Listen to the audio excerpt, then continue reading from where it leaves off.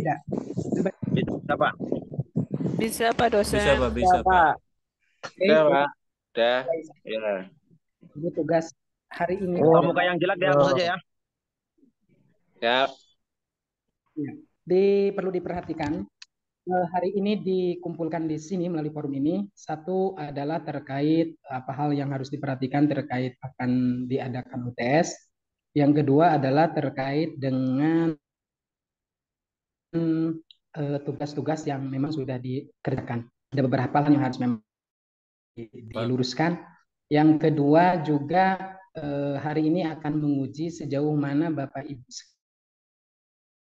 sekalian, para mahasiswa dalam memahami materi-materi yang sudah disampaikan. Nah, forum ini adalah forum FGD, artinya Bapak Ibu sekalian nanti akan disuruh diskusi dengan membahas satu tema yang nanti akan dikasihkan. Silahkan Bapak Ibu sekalian nanti jadikan satu orang moderator dan penulis untuk mengatur acara itu berlangsung. Pada hakikatnya adalah Bapak Ibu punya hak yang sama untuk menyampaikan gagasan pendapat. Silakan disampaikan dengan sebaik mungkin dan dimanfaatkan. Waktu nanti akan diberikan seluas-luasnya. Pada intinya adalah dari hasil diskusi harus bisa ditarik sebuah kesimpulan. Jangan sampai sudah diskusi panjang-panjang kesimpulannya tidak ada. Jadi diskusi itu harus mengkerucut pada satu kesimpulan. Bisa dipahami mungkin ya, itu untuk nanti FGD-nya. Tapi sebelum ke FGD perlu dipahami. Yang pertama terkait dengan tugas, ini hanya menambahkan saja, menguatkan, tolong tugas apapun yang memang kita menggunakan Google Form, di situ tugas bisa dikerjakan di Google Form, hasilnya itu diupload di portal, karena harus terekam di portal. Tapi alhamdulillah Bapak Ibu sekalian kan sudah mengikuti prosedur seperti itu. Yang kedua yang perlu diperhatikan adalah terkait forum diskusi itu belum ada. Jadi kita nanti manfaatkan diskusi melalui WA group dan bisa melalui portal akademi. Itu silakan dimanfaatkan. Jangan sampai kita tidak memanfaatkan hal itu. Sayang. Kalau hanya materi, tidak ada diskusi di materi, itu kan sayang, wawasan kita tidak bertambah. Coba dimanfaatkan sedemikian rupa terkait dengan menu diskusi atau bagian dari diskusi yang ada di dalam portal. Bisa juga melalui WA group di situ ya. Ramainya ketika ada tugas saja, sementara terkait dengan beberapa macam hal yang kadang-kadang tidak juga ada diskusi di WA group ataupun di forum diskusi. Hanya iya baik-baik saja itu cuma. Itu untuk menguji dan juga mengisahkan terhadap bagaimana kemampuan literasi kita terhadap memahami modul-modul yang sudah diberikan oleh dosen. Jadi nanti modul-modul yang diberikan itu dikaji, dibaca, terkait juga mungkin ada referensi tambahan dari mana saja sumbernya, silakan dibaca, dipahami. Nanti ketika pengerjaan jangan sampai ada beberapa rekan kalian, rekan Bapak Ibu sekalian, para mahasiswa, yang kadang-kadang mengerjakan tugas itu, antara materi dengan tugas itu tidak matching. Kayaknya ini nggak baca gitu. Itu tolong diperhatikan ya. Ini jangan sampai antara materi yang dikasihkan, padahal soal itu semuanya itu ada di materi.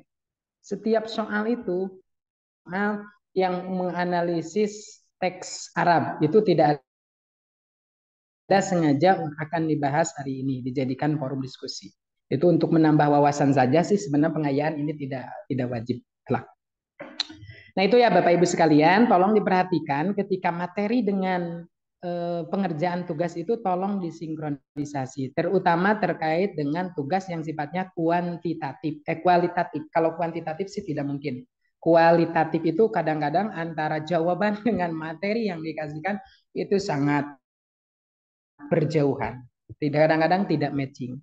Nah ini tolong diperhatikan supaya nanti lebih nyaman. Boleh mengembangkan teori, ya lebih dekat pada pembahasan atau teori yang sudah ada. Itu silakan untuk referensi. Terus di mana nanti kalau ada seandainya tugas yang memang terkait pembuatan karya ilmiah, apakah boleh menggunakan teknologi Pak dengan menggunakan ChatGPT atau apalah teknologi terkait itu boleh Bapak Ibu sekalian, dan itu memang tidak akan terkena plagiarisasi, cuman masalahnya referensi. Karena biasanya di chat GPT itu referensinya tidak ada. Nanti ketika Bapak ditanya, ini dari mana, akan kelabakan. Jadi tidak ilmiah lagi kalau seperti itu. Makanya tolong diperhatikan, boleh silakan gunakan teknologi itu dengan syarat kita pelajari, kita cari sumbernya itu dari mana. Baru kita nanti masukkan di referensi. Baru itu aman, tidak akan sanksi. Karena memang mestinya seperti itu. Teknologi itu hanya mempermudah, bukan untuk memanipulasi. Itu prinsipnya ya. Silakan Bapak Ibu pergunakan kalau seandainya kelak nanti disuruh membuat karya ilmiah. Dengan syarat tetap kita harus mencari referensi otentik yang diambil dari buku. Di mana? Kalau cheat GPT nggak ada pasti. Karena dosen juga sama lah pengguna itu. Cuman tetap kita teratur terpaku pada kaidah ilmiah. Gitu ya. Itu juga tolong diperhatikan dalam pengerjaan tugas ke depan, termasuk mungkin nanti mudah-mudahan di akhir UAS itu, sebelum UAS kita buat mini riset, kalau bisa bikin jurnal, dan itu bisa bermanfaat bagi Bapak Ibu para mahasiswa sekalian.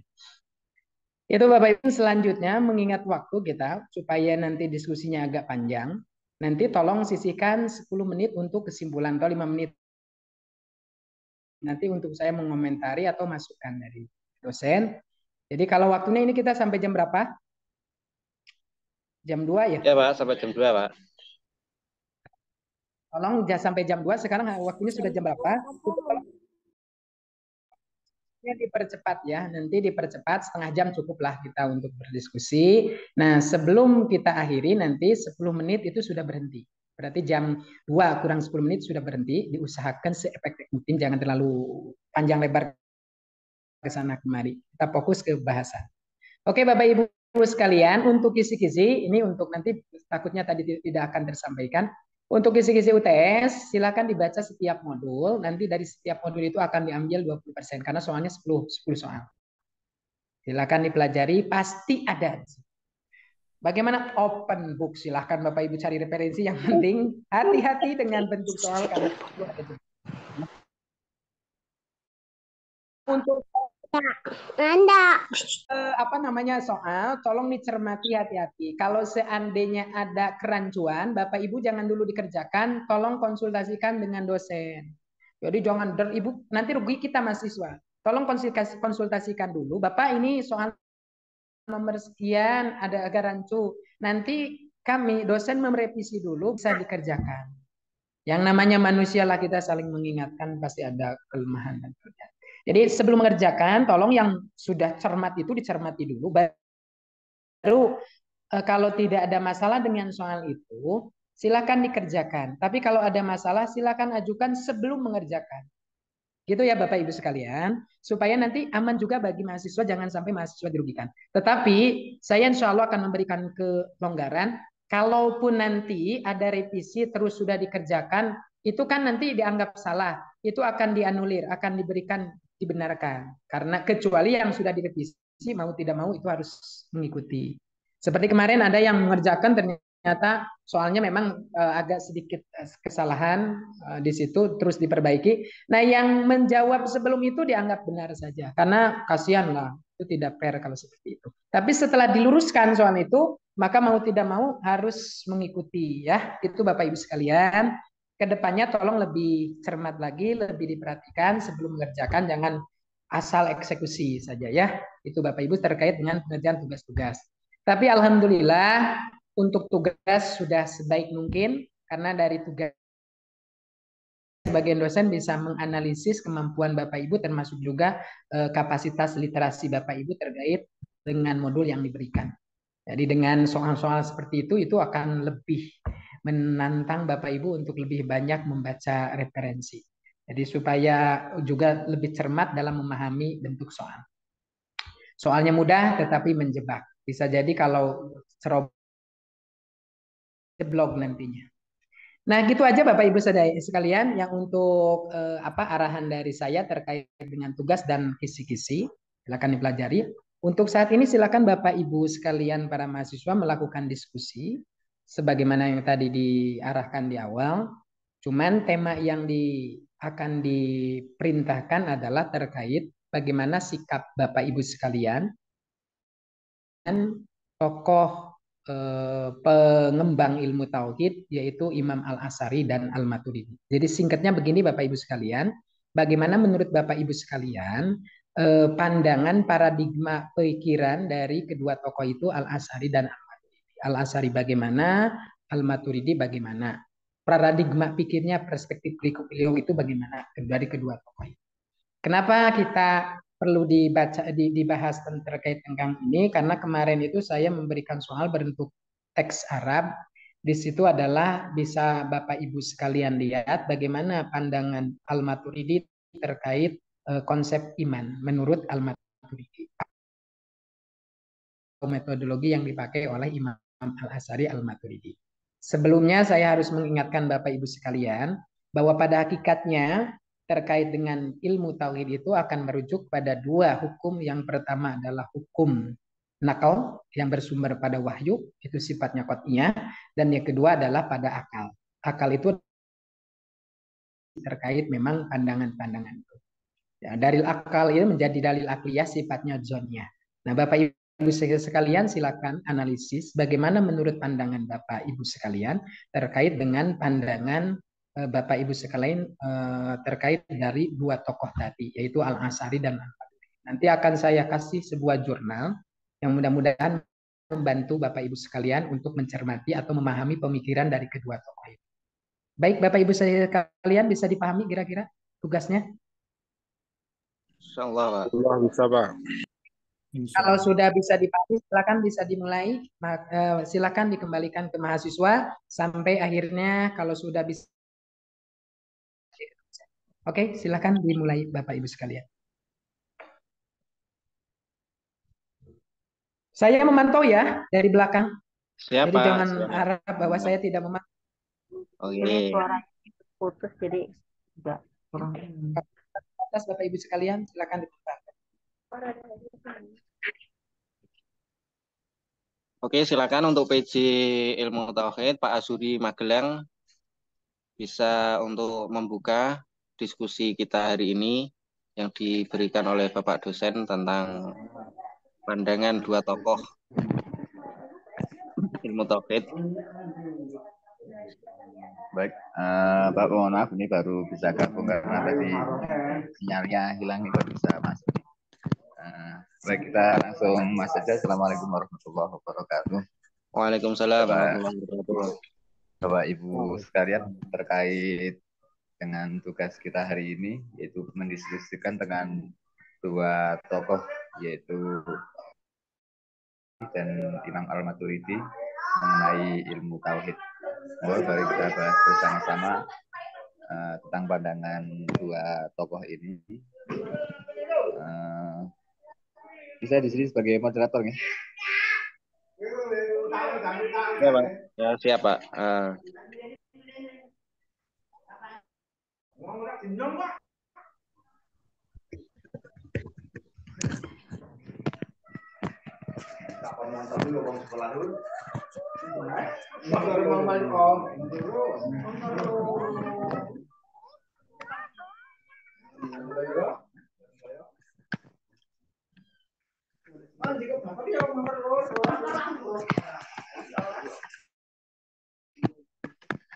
Bapak Ibu, monggo silakan.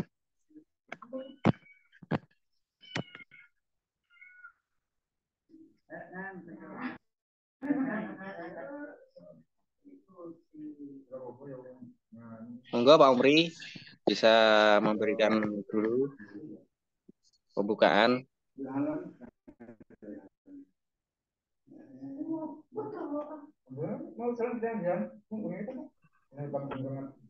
Di saya, Pak, cuacanya buruk, Pak. Banyak petir. Terus ini kemungkinan masih keluar kah saya? Mohon Kenapa izin. buru-buru keluar? Aduh. Banyak petir, Pak. Ya, jangan banyak-banyak, dikit aja.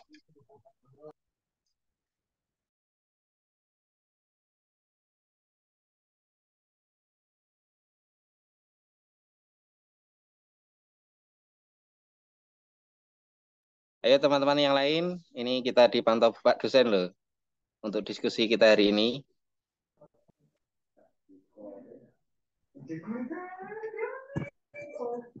Ini yang Imam Al-Azhar itu ini ya Pak, apa maksudnya imam besar ahli sunnah wal jamaah ya? Ya. Benar nggak? Barangkali ada yang Baik. tahu di sini. Oke, assalamualaikum warahmatullahi wabarakatuh. Waalaikumsalam warahmatullahi wabarakatuh. Mengawali diskusi, takutnya saya ini nanti bisa keluar ya. Antara Imam Asy'ari dan Imam Maturidi. Memang saya kurang begitu mendalami, tapi di sini yang terkemuka di saya untuk tauhid itu ada yang namanya sifat wajib 13 dan ada sifat wajib 20. Itu. Mungkin itu hanya dua perbedaan yang mendasar itu, kira-kira masuk ke mana itu? Ini mohon dijelaskan bagi yang mungkin ahli dalam bidang tauhid ini. Terima kasih. Barangkali membuka. Assalamualaikum warahmatullahi wabarakatuh. Bisa dipahami?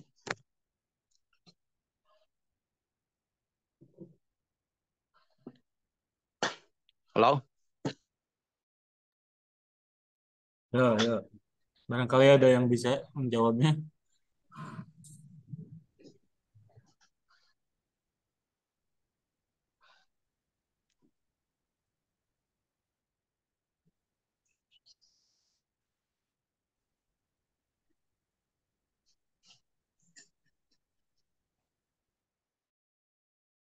Share Pak dosen di WA grup kelas.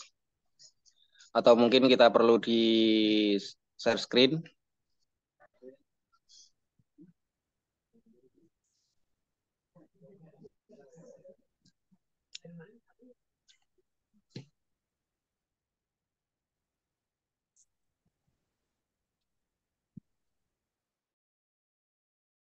Halo?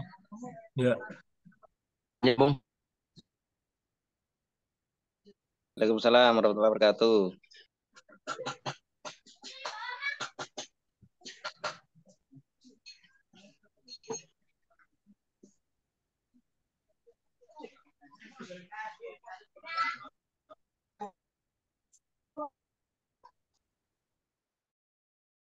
Pak Supriyatna mungkin bisa dibantu untuk share screen materi yang sudah di-share.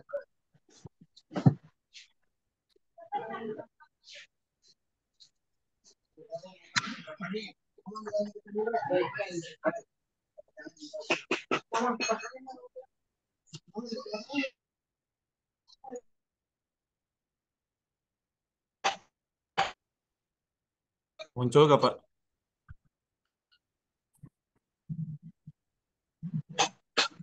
Sip. Nah, ini.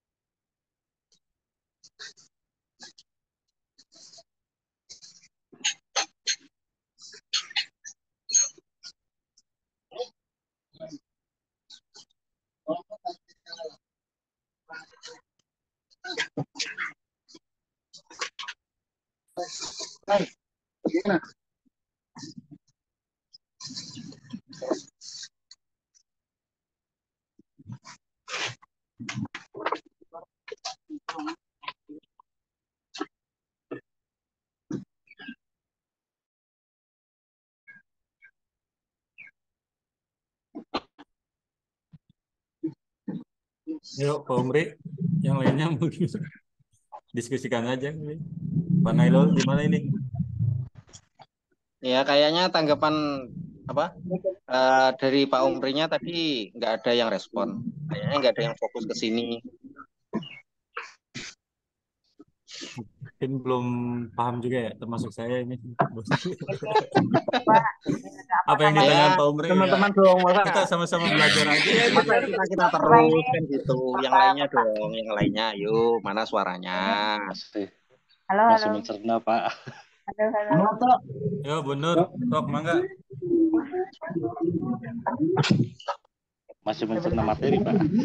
Masih mendalami pertanyaan dulu, Pak. Tadi tuh awal itu Pak dosen itu meminta berpendapat atau gimana terkait Berdiskusi tentang dua tokoh. terkait nakal dan akal gitu ya. Tinggal dicerobong karena dong. coba Pak Kiai, bisa share screen dulu nggak gantian? Saya mau apel pembukaan pramuka dulu nih. Lagi latihan. bagaimana kalau seandainya apa ya?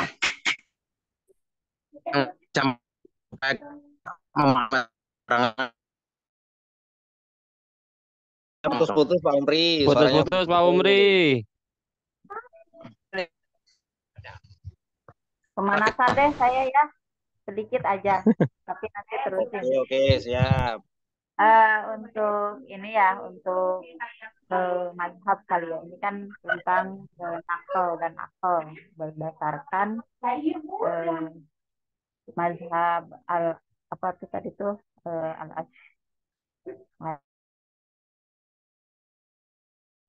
al-Asy'ari, bahwa kalau setahu saya gitu ya, mazhab ini, pendapat ini ya, Abu Hasan al-Asy'ari ini dia sebetulnya dia bukan pendapat baru ya, bukan atau yang dikatakan aliran baru gitu ya, tetapi beliau itu memperkuat gitu ya, memperkuat bagaimana terkait keimanan atau tauhid itu berdasarkan akal atau nakal gitu ya. Karena kalau misalkan secara akal itu pasti ada juga penguatan tauhid berdasarkan akal. Secara nakal itu juga sudah pasti gitu. Karena berdasarkan dalil-dalil yang ada di dalam Al-Quran dan Sunnah gitu kan, seperti itu. Jadi sebetulnya kalau misalkan kita lihat Imam Abu Hasan al-Asy'ari ini apa ya namanya, ya disebut mazhab beliau ya tidak bisa dibilang mazhab juga ya, tapi memang beliau ini memperkuat gitu, memperkuat terkait tauhid itu sendiri gitu. Kalau yang pernah saya baca sih seperti itu informasinya. Mungkin ada teman-teman yang lain berpendapat. Itu, terima kasih. Ya, Assalamualaikum. Waalaikumsalam warahmatullahi wabarakatuh. Saya Pak Ali. Imam Al-Asy'ari dan Imam Al-Maturidi ini memiliki satu persamaan, yaitu sama-sama mazhab Imam Abu Hanifah. Tetapi dalam hal konsep keimanan, Imam Al-Asy'ari ini berpendapat bahwa iman adalah pengakuan lisan dan keyakinan hati terhadap apa yang dibawa Rasulullah SAW tanpa memerlukan pengamalan perbuatan. Serta iman tidak bertambah dan tidak berkurang, tetapi sama. Dan orang yang berdosa besar tetap dianggap beriman. Tetapi bagi Imam Al-Maturidi, iman adalah pengakuan lisan, keyakinan hati, dan pengamalan serta perbuatan terhadap apa yang dibawa oleh Rasulullah SAW. Iman dapat bertambah dan berkurang. Berbeda dengan tadi siapa? Imam Al-Asy'ari. Biasanya bertambah karena kedekatan kepada Allah dan berkurang karena kemaksiatan kepada Allah.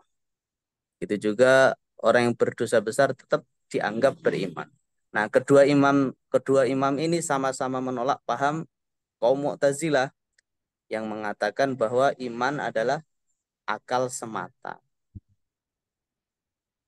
Dan kedua imam ini juga sama-sama menghormati sumber-sumber yang dari Al-Quran dan Sunnah, Ijma' dan yang lain-lain. Begitu mungkin yang lain.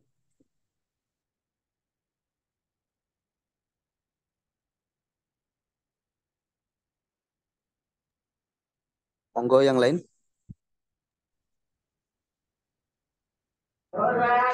Silakan Bapak Ibu yang lain bisa menanggapi atau menambahi apa yang disampaikan oleh Pak Nairul.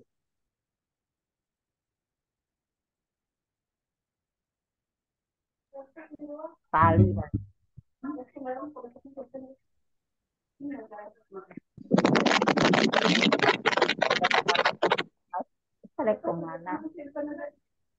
Assalamualaikum warahmatullahi wabarakatuh.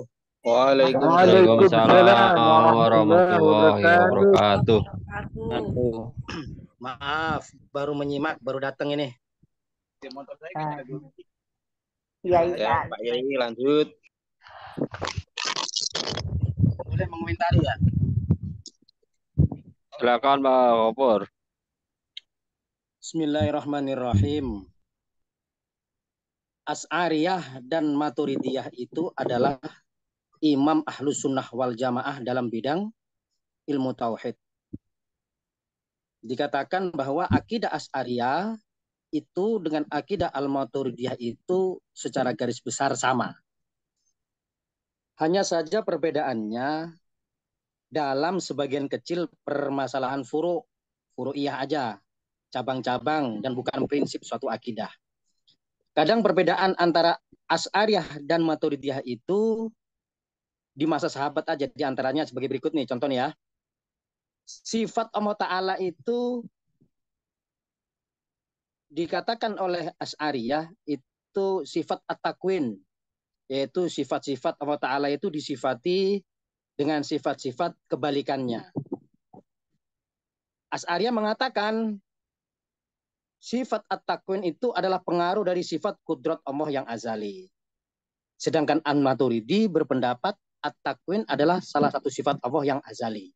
Nah, jadi perbedaannya itu tidak terlalu mencolok, cuma beberapa cabang furu'iyah saja. Secara garis besar antara Asy'ariyah dan Maturidiyah itu sama dalam akidah. Itu mungkin beberapa persoalan furu'iyah saja yang menjadi perbedaan antara keduanya. Tidak semua menjadi perbedaan yang mencolok.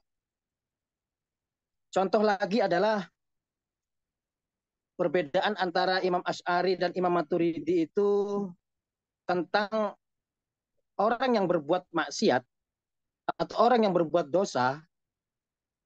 Menurut Imam Asy'ari itu orang-orang itu adalah al-amnu min ma'rifatillah dan al-iyas min rahmatillah. Menurut Imam Asy'ari, orang yang berbuat dosa itu aman dari ma'rifatillah kecuali tidak melakukan dosa-dosa yang besar. Dan mereka-mereka tetap akan mendapat rahmat Allah Ta'ala. Tapi dari segi Imam Maturidi berpendapat bahwa kedua orang tersebut yang melaksanakan dosa itu dapat dikatakan kufur katanya. Kalau Imam Maturidi mengatakan begitu. Padahal Imam Asy'ari mengatakan senyampang tidak melaksanakan dosa-dosa besar seperti syirik kepada Allah Ta'ala, maka orang-orang yang berdosa besar, orang-orang yang berdosa itu tetap mendapat rahmat Allah Ta'ala. Nah, jadi perbedaan furu'iyah cabang-cabang akidah ini saja yang berbeda. Cuma dalam keseluruhan akidah keduanya itu menjadi rujukan Imam Ahlus Sunnah wal Jamaah dalam ilmu tauhid. Mungkin awal begitu dulu ya. Pengetahuan yang akan kita bahas bersama-sama. Terima kasih. Mohon maaf. Assalamualaikum.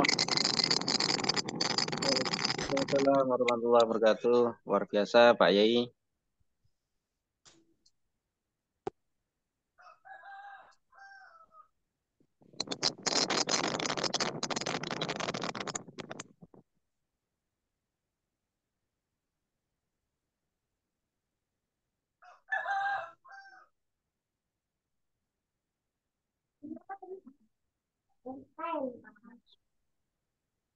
Halo Pak Suri. Pak Suri. Ya, ya, ya.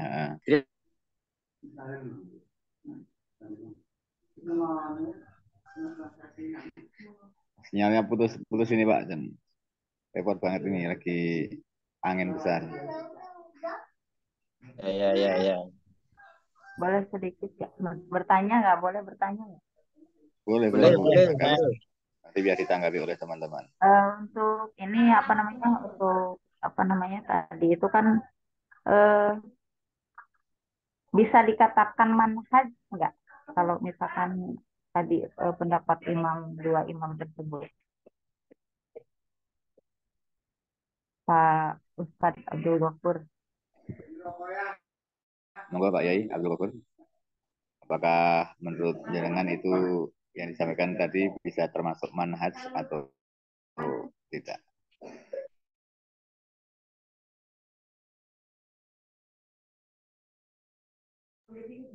Pak Yai masih ada?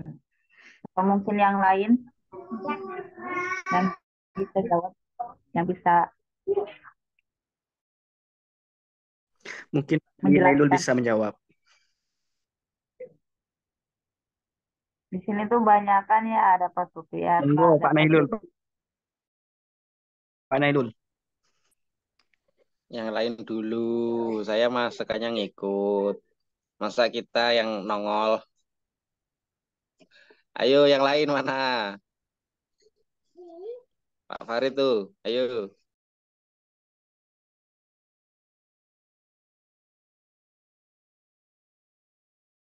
Pak Said. Ini sudah ancang-ancang ini. Ayo. Dikeluarkan.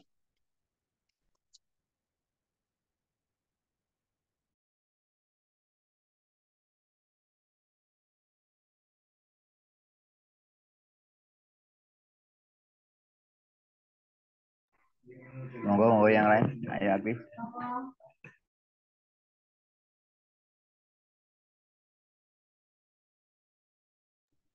Pak Umri mana? Pak Umri suaranya. Tahu dia.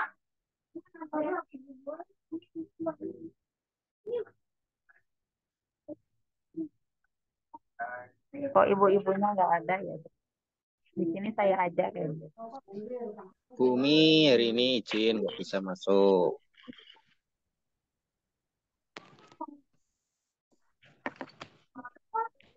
Ya kurang konsen ini ya. Aduh. Kurang panas ini. Ayo Pak Bud. Apa barusan? Saya apa barusan nggak ini? namping aja. Barusan apa Bu?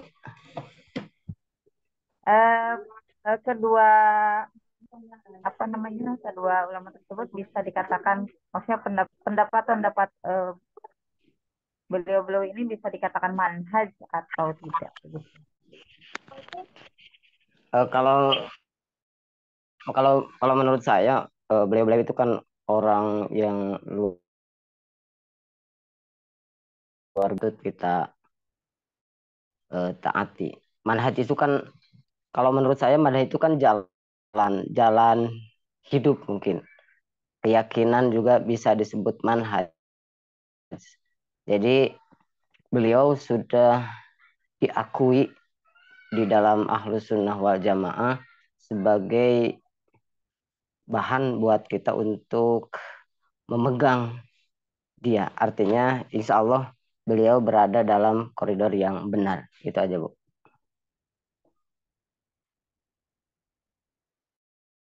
Apa ya? Bersandar dengan Al-Quran dan hadis, mungkin begitu. Ya.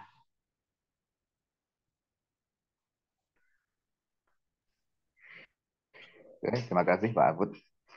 Ya baik, kalau bisa kita tarik kesimpulan apa yang disampaikan Pak Abud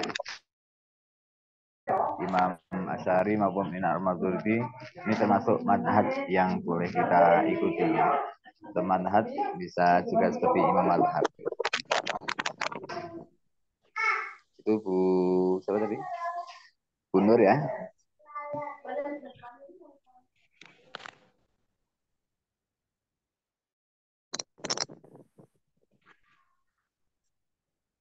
Boleh menanggapi saya?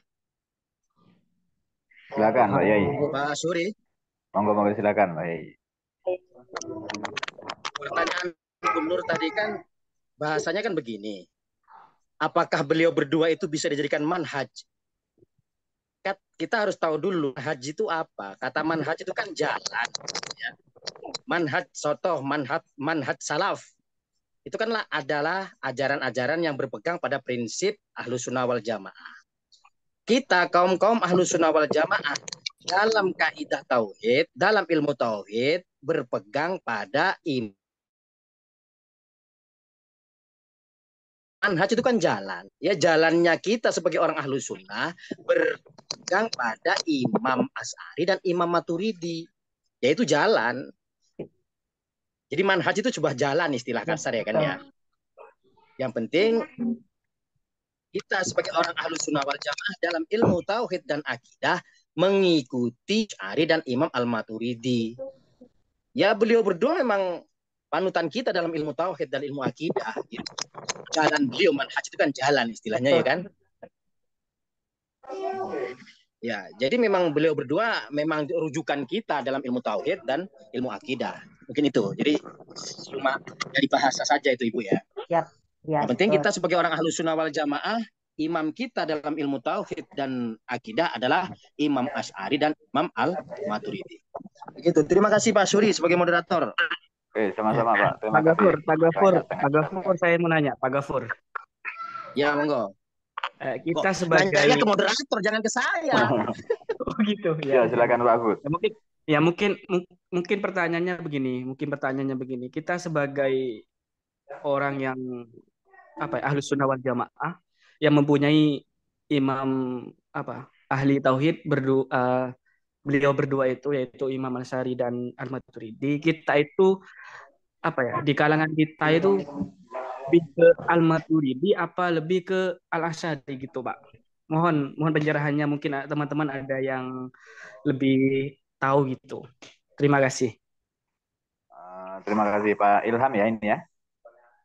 Iya Pak, ya. Ya Pak Ilham, terima kasih atas pertanyaannya. Ada pertanyaan dari Pak Ilham. Apakah kita, khususnya warga Indonesia ini, banyak sebagai Ahlus Sunnah wal Jamaah banyak menganut Imam Asy'ari atau Imam Al-Maturidi gitu ya? Monggo ada yang bisa menanggapi.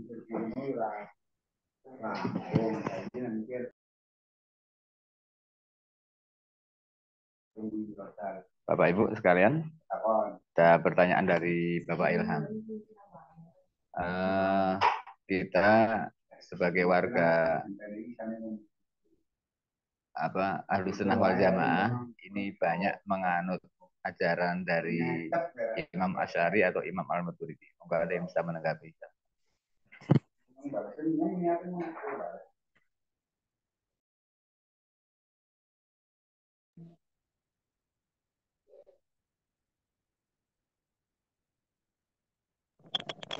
Maaf, Pak Suri boleh menanggapi lagi? Silakan Pak Gafur. Jadi kalau Pak Ilham menanyakan apakah di Indonesia ini banyak penganut dari Imam Asy'ari dan Imam Maturidi, ya kita balik bertanya juga, apakah beliau-beliau adalah orang Ahlus Sunnah wal Jamaah? Kalau pahamnya Ahlus Sunnah wal Jamaah, pasti kalau dalam maka mengikuti Imam Asy'ari dan Imam Al-Maturidi. Di Indonesia banyak. Kita contoh ini adalah orang-orang Ahlus Sunnah. Kan Nabi pernah bersabda dulu sebelum beliau itu meninggalkan para sahabat. Jadi umatku akan terpecah menjadi 73 golongan. Dan yang selamat adalah orang-orang Ahlus Sunnah Jamaah. Sahabat bertanya, Ma ahlus sunnati wa jamaati ya Rasul. Nabi menjawab, ma ana alaihi wa ashabi. Apa yang dikerjakan aku dan para sahabatku itu orang-orang ahlus sunnah wal jamaah. Nah, sekarang saya balikkan pertanyaan dari Pak Ilham Sitikoh itu. Sesuai dengan kriteria yang diterangkan oleh Nabi, apakah kita mengikuti Nabi dan para sahabatnya?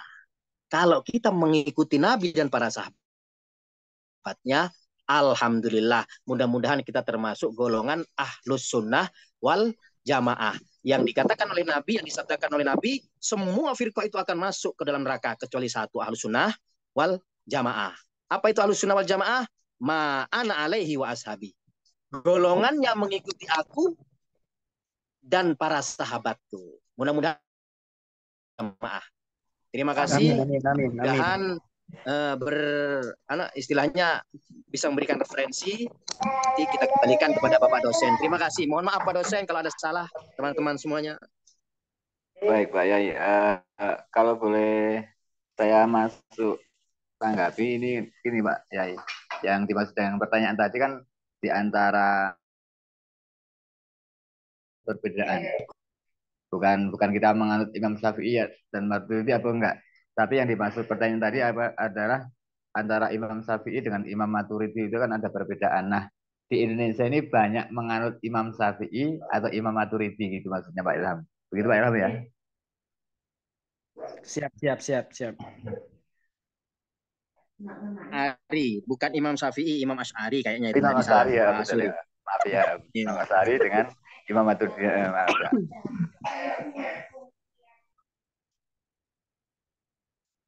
Kan kita udah menjelaskan tadi ya. Oh, yang lain dulu dah. Yang lain dulu, monggo. Pak Said, ayo. Pak Said keluar. Mohon maaf nih, Pak Nailul ngojok-ngojok orang, dirinya nggak mau berpendapat ini. Saya nggak mampu. Lempar batu. Dulu. Yang lain nggak apa-apa. Ojo disimpan Mbak Nail. Iya, Bu RT ini lama nggak kelihatan nih.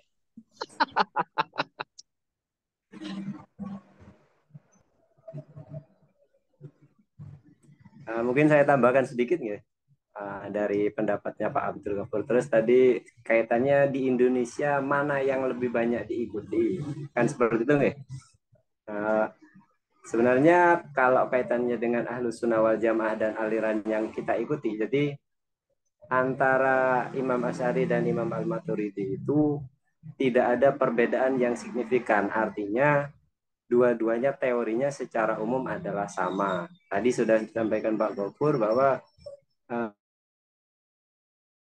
hal furu' atau hal-hal yang sangat kecil sekali dan tidak terlalu berdampak signifikan. Artinya ketika kita mengikuti madhab Asy'ariyah, berarti di situ kita juga mengikuti madhab Maturidiyah. Bisa dibilang seperti itu karena tidak ada perbedaan yang terlalu besar sehingga bisa dikatakan bahwa di Indonesia mana yang banyak, dua-duanya diikuti oleh orang Indonesia yang mengaku sebagai Ahlus Sunnah wal Jamaah. Saya kira seperti itu menurut saya.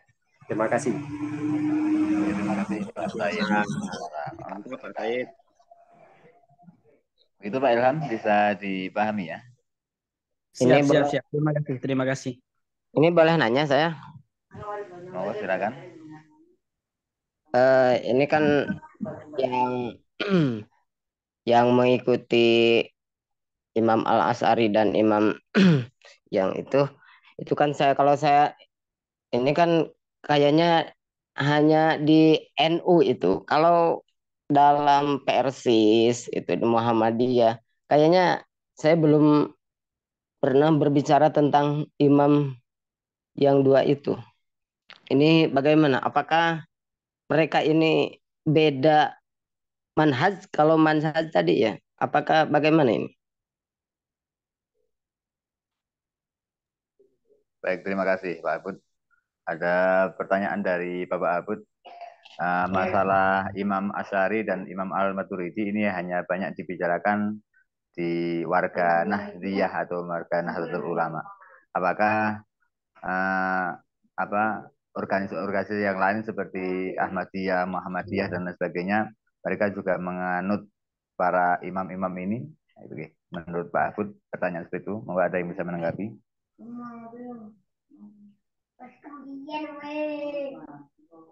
Terima kasih. Saya boleh menanggapi Pak Suri ya? Silakan, Pak Yai. Jadi begini, mohon dikoreksi kalau salah ya. Ciri-ciri Ahlus Sunnah wal Jamaah itu, kalau seandainya umat Islam di dunia ini mengaku bahwa dia adalah pengikut ajaran Ahlus Sunnah wal Jamaah, ciri-cirinya itu ada 3.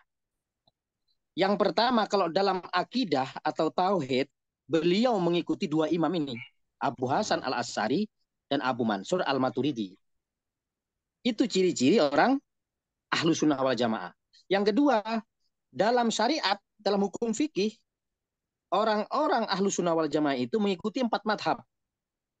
Imam Hanafi, Maliki, Imam Syafi'i, dan Imam Ahmad bin Hambal. Kemudian ciri yang ketiga, ciri secara umum ya, secara umum. Ciri yang ketiga, dalam ilmu tasawuf, ilmu akhlak, mengikuti Imam Ghazali dan Imam Junaidi al-Baghdadi.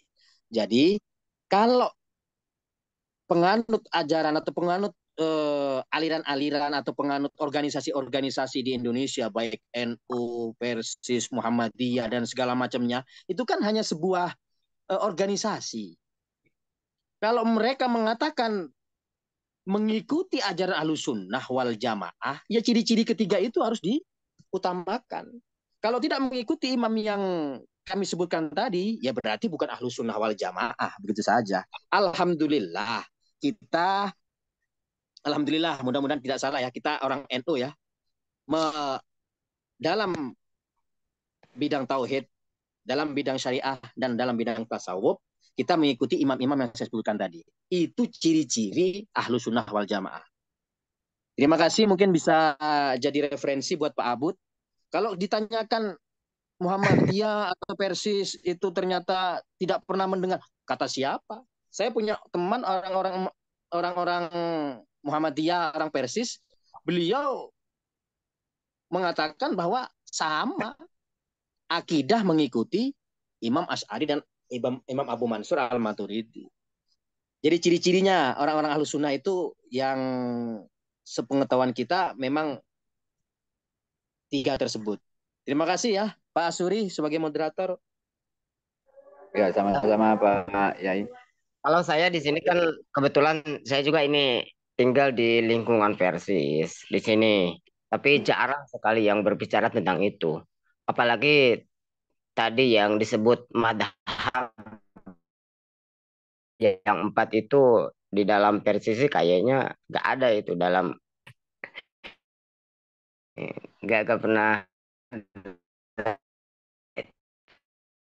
Tapi madhabnya bukan yang itu saya temukan di sini.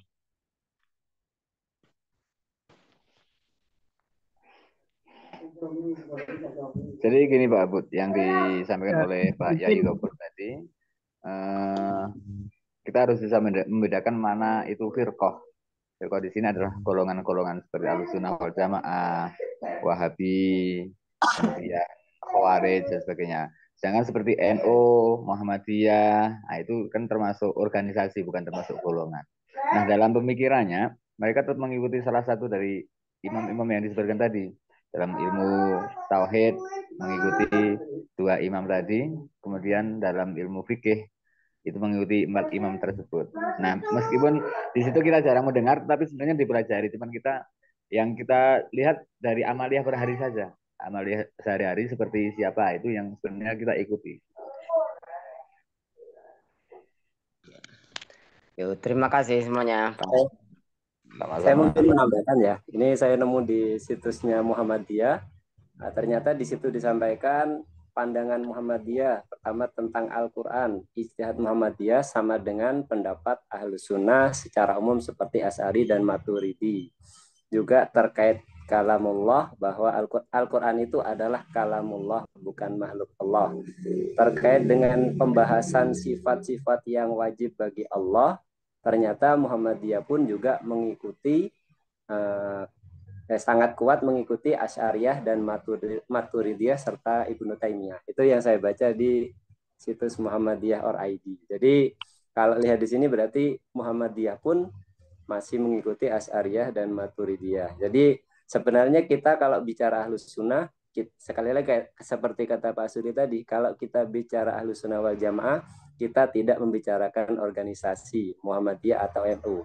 Di luar itu ya, karena hadis yang disampaikan sama Pak Gofur tadi juga sudah jelas bahwa ciri-ciri Ahlus Sunnah wal Jamaah adalah orang yang mengikuti Rasulullah dan para sahabat. Ada konsep organisasi. Jadi menurut saya seperti itu. Terima kasih. Pak dosen sudah ini, Pak dosen sudah ini habis katanya, harus disimpulkan. Baik, bisa kita dari beberapa pertanyaan tadi dari Bu Nur, juga dari Pak Ilham, ada juga dari Pak Abud membicarakan tentang beberapa kesimpulan. Artinya di Indonesia ini pertama masalah manhaj, apakah menurut yang disampaikan oleh Pak Yai Gofur tadi benar, dua-duanya ini adalah manhaj, karena manhaj adalah sebuah jalan yang kita ikuti. Nah, di Indonesia ini terutama Ahlus Sunnah wal Jamaah memang harus mengikuti kepada keduanya dalam bidang akidah atau tauhid, yaitu Imam Asy'ari dan Maturidi. Maka pengikutnya disebut dengan Asy'ariyah dan juga Maturidiyah. Nah, kemudian dari beberapa permasalahan ada perbedaan di antara organisasi dengan golongan, seperti yang disampaikan oleh Pak Yai tadi, bahwasanya umat Islam nanti akan terpecah menjadi 73 golongan. Dan semuanya akan dimasukkan ke dalam neraka illa wahidah, kecuali hanya satu, yaitu Ahlus Sunnah wal Jamaah. Siapa itu Ahlus Sunnah wal Jamaah? Yaitu apa-apa yang diajarkan oleh Rasulullah dan para sahabatnya, termasuk yang diajarkan oleh Imam Asy'ari dan Imam Al-Maturidi. Begitu mungkin kesimpulan yang bisa kita sampaikan, Pak dosen. Kurang lebihnya mohon maaf. Waktu kita kembalikan kepada Bapak dosen. Oke, baik Bapak Ibu sekalian para mahasiswa, tadi sudah saya perhatikan Ibu sekalian, yang alhamdulillah walaupun agak alot itu bisa menjadi satu semua. Jadi intinya begini Bapak Ibu sekalian, yang saya inginkan Bapak Ibu sekalian dari kenapa harus diberikan hal seperti ini terhadap dua imam itu, Al-Asy'ari dan Al-Maturidi. Karena pada terkait dengan akidah itu, kita di Indonesia mayoritas itu bermadzhab pada beliau, yaitu yang mengklaim Ahlus Sunnah wal Jamaah itu pasti pemikir dua imam ini, Al-Asy'ari dan Al-Maturidi. Apalagi Nahdiyin itu.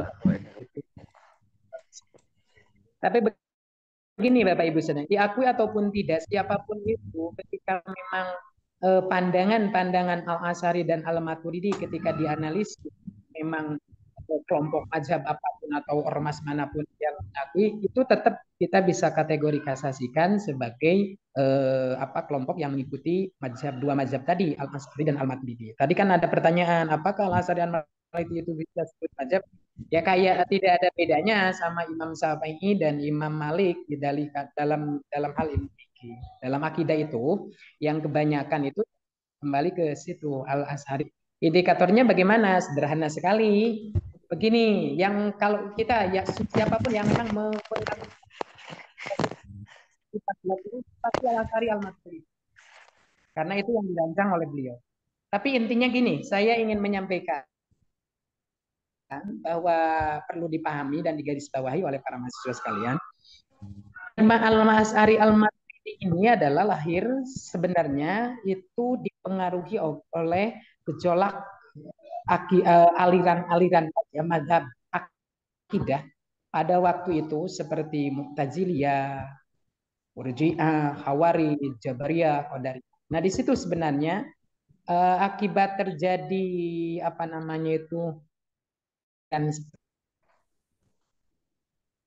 itu termasuk Mu'taziliyah itu adalah gurunya Imam Al-Asy'ari. Mazhabnya beliau pernah berguru ke mazhab golongan Mu'taziliyah itu. Coba Bapak Ibu sekalian dibaca dari jurnal itu.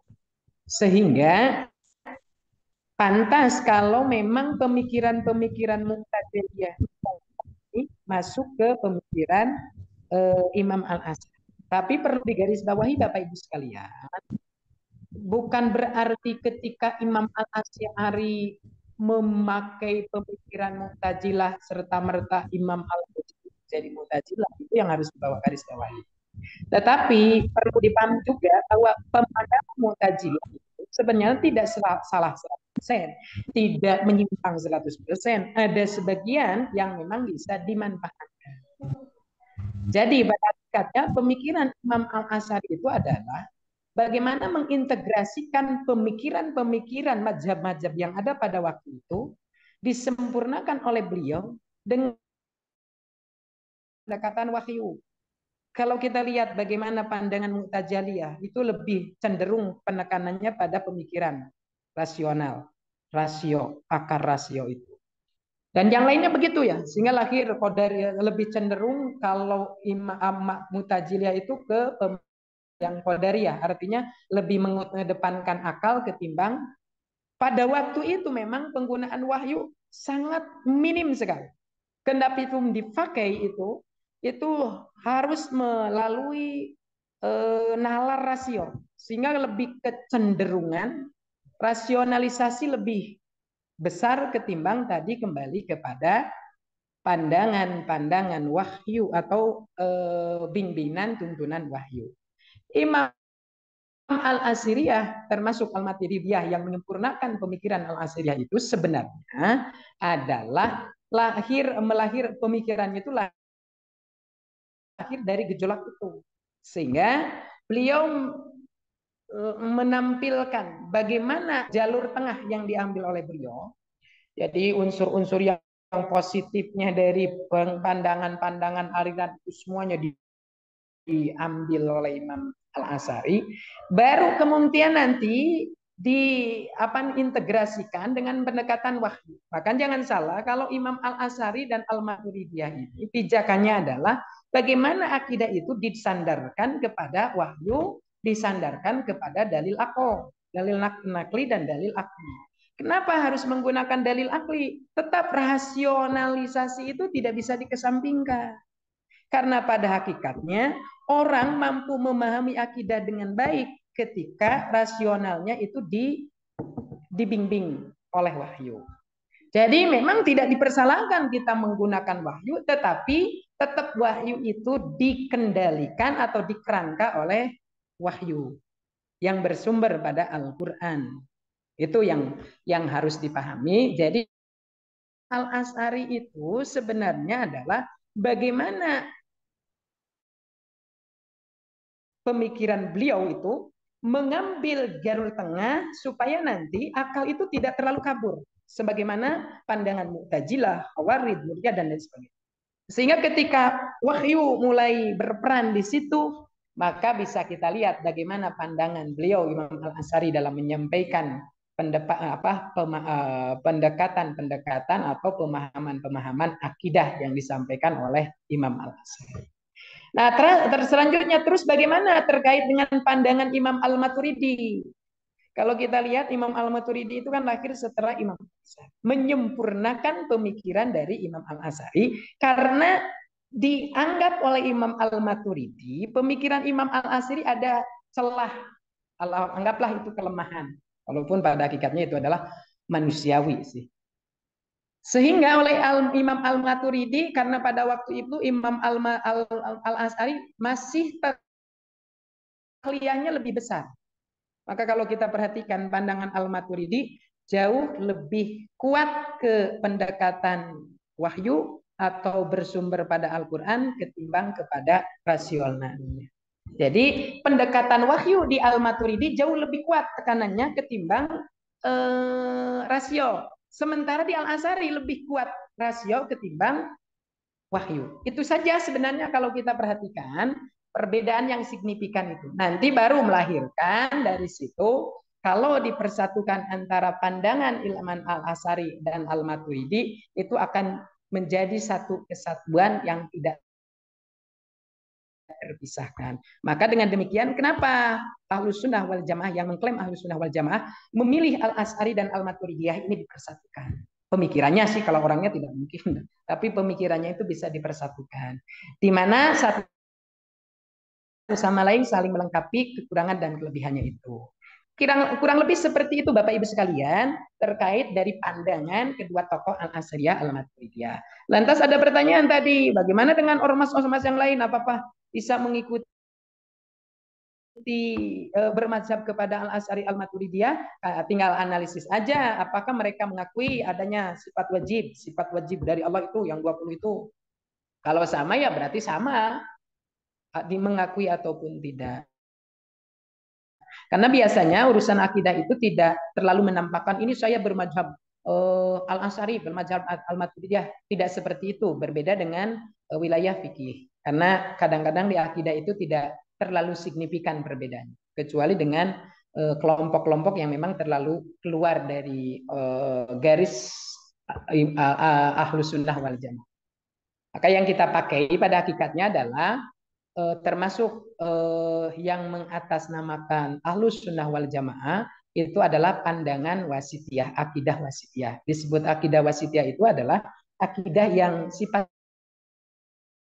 lalu mainstream. Jadi pada hakikatnya itulah yang memang dipakai oleh kelompok yang mengklaim dirinya sebagai Ahlus Sunnah wal Jamaah.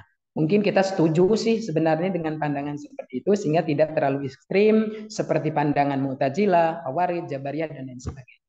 Dan pada hakikatnya kalau kita perhatikan salah satu realitas di kehidupan kita sehari-hari, kita kan kadang-kadang Jabariyahnya ada, Qadariyahnya juga ada. Mungkin itu saja Bapak Ibu sekalian yang bisa disampaikan. Nanti tolong kalau diskusi di lain waktu kita bisa memanfaatkan semaksimal mungkin. Jadi nanti Bapak Ibu sekalian silakan. Tapi kan memang tadi yang datangnya, yang masuknya itu sebagian-sebagian, jadi kurang menarik di awal. Kalau di akhir, alhamdulillah sudah semakin bagus. Jadi yang diinginkan oleh saya sebagai dosen adalah Bapak Ibu sekalian bisa aktif dalam menyampaikan gagasan. Salah atau benar itu tidak ada ukuran benar salah dalam menyampaikan argumentasi. Yang penting adalah kita sudah mampu menyampaikan argumentasi dengan hasil pembacaan atau penelaahan materi yang sudah diberikan. Begitu saja Bapak Ibu sekalian. Nah, perlu dicatat juga ya nanti UTS. Dan untuk UTS silahkan dipersiapkan, dibaca modul-modul yang sudah diberikan. Nanti soalnya adalah berbentuk quiz, jadi berbentuk soal pilihan ganda seperti itu. Jadi banyak jebakan. Ini yang baru datang silahkan diperhatikan. Insya Allah mudah-mudahan untuk diskusi silahkan manfaatkan di portal atau di WA Group untuk memperpanjang atau untuk terkait dengan permasalahan-permasalahan yang dihadapi Bapak Ibu sekalian para mahasiswa, silakan lakukan diskusi di forum chat, bisa melalui WA Group atau bisa melalui portal. Begitu ya Bapak Ibu sekalian, silakan dimanfaatkan supaya kegiatan perkuliahan kita secara optimal bisa dilakukan. Karena Ibu Bapak sekalian itu butuh referensi, butuh wawasan yang perlu diberikan kepada Bapak Ibu sekalian. Kami sebagai dosen pembimbing itu di sini adalah sebagai fasilitator Bapak Ibu sekalian. Tapi insya Allah kendati pun kalau ada Bapak Ibu sekalian yang menghadapi kesulitan dalam memahami modul-modul yang sudah diberikan, silakan tanyakan langsung bisa di WA Group atau di portal akademik. Cuman kalau di portal akademik mohon maaf tidak bisa langsung direspon karena memang tidak selamanya buka portal. Tapi kalau di WA Group insya Allah kalau memang lagi santai bisa dibuka langsung, bisa direspon. Begitu Bapak Ibu sekalian, mohon maaf saya memang harus keluar karena memang harus mengajar di tempat yang lain. Jadi Bapak Ibu sekalian silakan